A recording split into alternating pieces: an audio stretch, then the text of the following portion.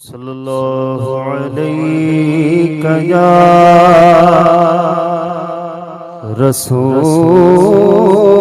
اللہ وسلم علیہ یا حبیب۔ زکوٰۃ، صدقہ، خیرات کون سا نیک عمل ہے جو امام حسن کے پاس نہ تھا؟ اور اگر کسی اپنوں کو کوئی دے تو کوئی بڑی بات، لوگ ہمارے پاس آئیں، آپ کے پاس آئیں، ذرا چاپلوسی کی بات کریں تو چائے پلاتے پلاتے کچھ کھلا بھی دیں گے، اور اگر کوئی آ کے ٹیڑھی نگاہ سے دیکھے، کچھ ذرا سخت جملہ کہہ دے مزاج کے خلاف، تو سامنے اگر چائے دی بھی ہو تو اٹھا کے چھین لے، نہیں دیتا، یہ ہمارا مزاج۔ لیکن واہ، اسلام اس طرح کی بات نہیں بس سکھاتا، قرآن نے تو کچھ اور سکھایا، اور اسی سکھانے کا عالم یہ کہ ایک دن ایک اعرابی آیا، ایک دیہاتی بدو آیا، ضرورت مند تھا، اس کے پاس سے سامان چلا گیا تھا، سواری بھی نہیں تھی، خرچہ بھی نہیں تھا، آیا مدینے میں دو چار لوگوں کے پاس گیا کہ کوئی میری مدد کرو، کسی نے مدد بھی نہیں کی، اور اتفاق سے وہ شخص حضرت علی کرم اللہ وجہہ الکریم سے بڑی قد رکھتا تھا، اور وہ برا بھلا ہر وقت کہتا تھا، لوگوں کو پتا تھا کہ یہ آدمی سڑی ہے، اس اعتبار سے کہ مولا علی کی سر عام برائی کرتا ہے لوگوں میں۔ حضرت امام حسن کے پاس کسی نے کہا کہ تمہاری مدد تو اس وقت حسن ہی کر سکتے ہیں اور کوئی نہیں، امام کے علاوہ کوئی نہیں۔ وہ آیا، آ کر امام حسن کے پاس بیٹھا، لیکن عادت، جس کی عادت پڑ جاتی ہے بہت بولنے کی، بڑبڑ بڑبڑ بڑبڑ بڑبڑ، تو وہ پھر اس کی زبان چپ نہیں رہتی، 10 کے بیچ میں کچھ نہ کچھ بول بک بک بک کرتا ہی رہتا۔ وہاں پہ اس نے حضرت علی کے خلاف کچھ بولنا شروع کیا، معاذ اللہ، دشنام ترازی کی گالیاں دی، کچھ بری بھلی باتیں۔ امام حسن غور سے سنتے رہے، خاموشی سے سننے کے بعد اس سے پوچھتے ہیں خیریت تو ہے، کس لیے آئے ہو؟ کہا کہ میں یہاں آیا ہوں، پیسہ نہیں ہے، سواری نہیں ہے، ضرورت مند ہوں، کوئی دیتا نہیں ہے۔ امام حسن نے غالباً 1000 درہم کی تھیلی منگوائی، اس کو دی کہ لو جاؤ۔ وہ کہنے لگا کہ میں نے آپ کو، آپ کے باپ دادا کو، آپ کے خاندان والوں کو اتنا برا بھلا کہا، اور اس کے بعد آپ ایسی نعمت دے رہے ہیں، اتنی دولت دے رہے ہیں۔ تو امام حسن نے کہا جو تیرے پاس تھا تو دے رہا، جو میرے پاس ہے میں دے رہا، جو تیرے پاس ہے تو دے رہا، جو میرے پاس ہے میں دیتا ہوں۔ مطلب یہ ہے کہ ہم نبی کے گھر والے ہیں، ہم دشمنی کے جواب دشمنی سے نہیں دیتے، ہم تو دشمنی کے جواب بھی پیار اور محبت سے دیتے ہیں۔ فوراً اس نے پیر پکڑ لیے، کہا امام آج یقین آ گیا کہ آپ نبی کے گھر والے ہیں، آج میں نے آپ کے ساتھ جو کچھ کیا صرف امتحان کے لیے کیا تھا کہ دیکھیں آپ کا علم کتنا ہے۔ تو کیوں نہ ہو کہ نبی نے کہا تھا اللہ نے میرے حسن کو میرا علم عطا کیا ہے، میرے حسین کو میری شجاعت عطا کی ہے۔ یہ علم، یہ پیار، یہ محبت۔ اور پھر سب سے آخر میں چند جملوں میں، اگرچہ تفصیل طلب کہنا تھا، وقت نہیں ہے، لیکن چند جملوں میں عرض کر دوں کہ امام حسن کی سب سے بڑی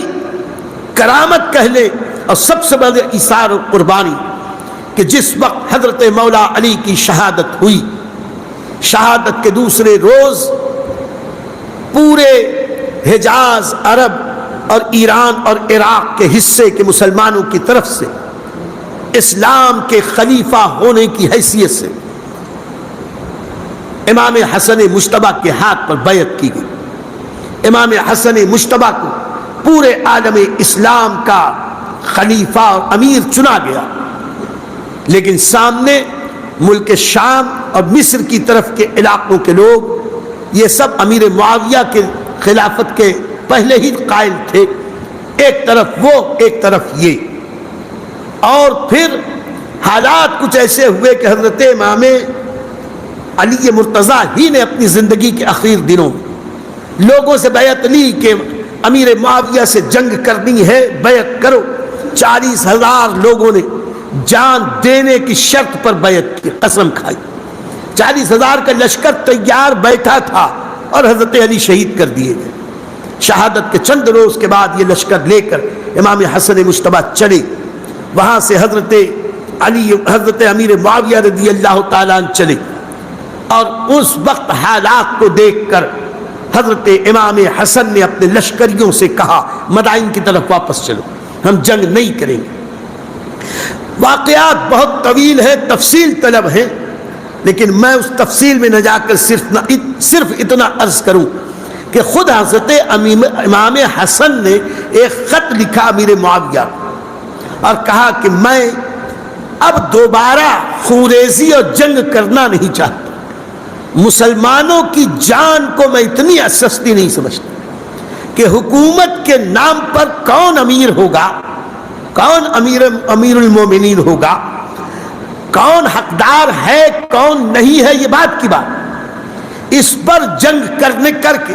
لاکھوں لاکھ مسلمانوں کی گردنیں کاٹ کر ایک نیا فتنہ کھڑا کرنے کی بجائے میں یہ چاہتا ہوں کہ میں خلافت سے دستبردار ہو جاؤں، میری چند شرطیں مان لو، میں واپس مدینے چلا جاؤں، پورا عالم اسلام آپ کے حوالے۔ یہاں یہ خط گیا اور یہاں سے خط گیا، وہاں سے دوسرا خط آیا۔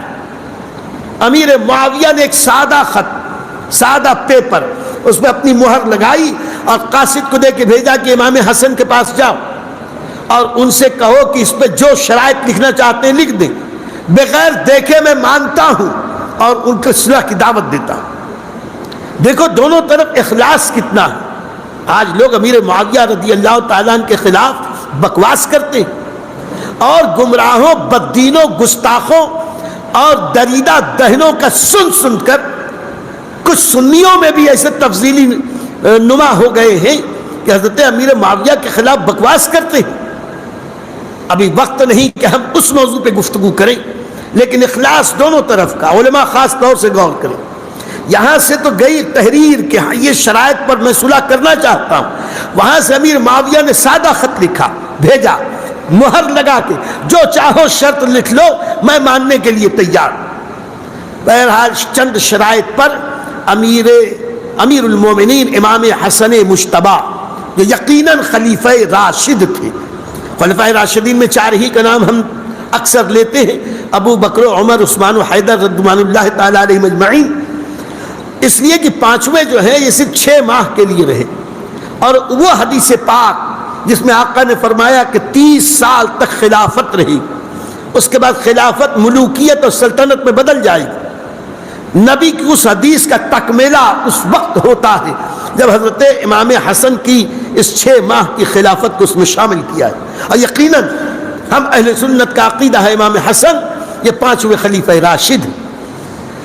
اور یہ چھوٹی موٹی حکومت نہیں تھی۔ اب آپ کے یہاں وڈولی میں آپ دیکھتے ہی ہوں گے، ہمارے یہاں بھیونڈی میں 1 فٹ زمین کے لیے قتل ہو جاتا، اس کی زمین اس کی زمین، اس کا مکان اس کا مکان، یہ ادھر سے گھسا وہ ادھر سے گھسا، ذرا سی چیز میری ہے میں کیسے چھوڑوں، میری ہے میں کیسے چھوڑوں، تھوڑی سی چیز چھوڑنے کے لیے انسان تیار نہیں ہے۔ اور امام حسن مجتبی پوری جو حکومت چھوڑ رہے ہیں وہ 36 لاکھ مربع میل سے بڑی حکومت، 36 لاکھ مربع میل یعنی کہ تقریباً آدھا افریقہ، وہاں سے مصر، یورپ کی سرحدوں تک، پورا مڈل ایسٹ، اور وہاں سے لے کے پورا ایران، افغانستان کی سرحدوں تک، یہ پورا ملک ایک ملک تھا۔ اتنے بڑے ملک کو صرف اس لیے چھوڑا کہ مسلمانوں میں آپس میں فتنہ فساد و جھگڑا نہ ہو۔ یہ معمولی بات ہے، اتنی بڑی حکومت چھوڑ دینا، ایسا سخی داتا تو ہم نے انسانی تاریخ میں پھر اور کبھی نہیں دیکھا۔ اخیر میں یہ فقیر عرض کرے میرے دوستو کہ حضرت سیدنا امام حسن مجتبی رضی اللہ تعالیٰ عنہ نے جب خلافت تفویض کر دی ہے حضرت امیر معاویہ کو، تو اس کے بعد تقریباً 10 سال تک تو حیات رہے، اور اس کے بعد پھر وہ سانحہ ہوا، وہ آ گئے مدینہ منورہ میں، اور مدینہ منورہ میں بھی ان کی زندگی روزانہ فجر میں مسجد شریف میں حاضر ہوتے، فجر سے لے کے اشراق کی نماز تک مصلی پر بیٹھتے، اشراق کے بعد مسجد کی ایک دیوار سے ٹیک لگا کے بیٹھتے، بہت سارے صحابہ کرام آ جاتے، کچھ علمی باتیں ہوتی، کچھ ضروریات پیش کی جاتی، کچھ امام حسن اس پر تبصرہ فرماتے۔ اس وقت کے دین کے بڑے علماء صاحب افتاء میں امام حسن تھے، پھر اس کے بعد اٹھتے اس وقت جب چاشت کا وقت ہوتا، چاشت کی نماز ادا فرما کے ساری نانیوں کے پاس تشریف لے جاتے، ازواج مطہرات تھی، سب سے ملاقات کرتے، پھر گھر جاتے، پھر عصر کے وقت آتے، ظہر میں آتے، عصر میں آتے، نماز پابندی سے پڑھتے، سب کی ضروریات پوری کرتے۔ ایک تختی پر سورہ کہف لکھوا لی تھی، روزانہ رات میں سورہ کہف شریف جب تک پڑھتے نہیں تھے بستر پہ جاتے نہیں تھے، اور جس زوجہ کا نمبر کی باری آتی وہاں بھی وہ تختی لے کے جاتے، ان سے بھی کہتے تم بھی پڑھو۔ آج ہمارے یہاں ہماری بیویاں جو فرمائش کرتی ہیں تو جتنی فرمائش کریں، حضرت اپنے چہرے پہ ہاتھ رکھ لیے کہ ابھی ڈنڈا چلے گا، تو من کر تو نہیں کہوں۔ ہماری بیویاں فرمائش کریں تو ایک پیر پہ ہمارا نوجوان کھڑا ہو جاتا ہے، بیگم ہم تمہارے غلام، جتنا جوڑا کپڑا بولے دو، جتنا زیور بولے دو، جتنا سامان بولے دو، یہ چپل، ہر جوڑے پہ الگ چپل، الگ ریبن، الگ ساڑی، الگ نیل پالش، یہ فیشن کے سامان سب دیتے جاتے ہیں، لیکن کبھی یہ توفیق نہیں ہوتی کہ کہتے بیگم 100 فرمائش میں بھی پوری کیا ہوں، ایک فرمائش تو پوری کر دے کہ 5 وقت کی نماز پابندی سے پڑھ۔ ارے یہ بھی تو فرمائش تم کرو، نمازیں ان سے پڑھواؤ،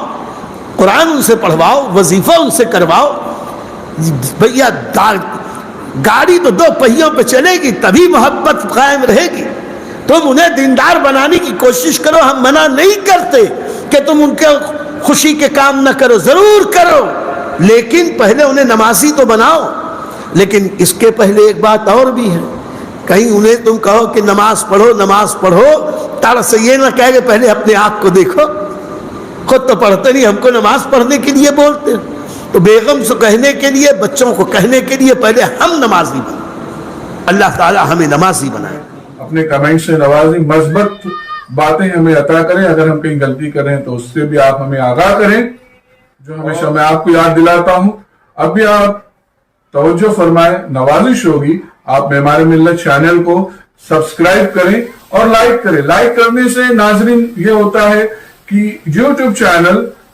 اس کلپ کو، اس ویڈیو کو دوسرے ویورز تک فارورڈ کرتا ہے، تو لائک کریں گے تو ایک اچھی بات ہم دوسرے تک پہنچانے کا نیک کام کریں گے، اور معمار ملت چینل کو بھی گروتھ ہے، سبسکرائب ضرور کریں اور لائک بھی ضرور کریں، اور ہو سکے تو شیئر بھی کریں۔ السلام علیکم ورحمۃ اللہ وبرکاتہ۔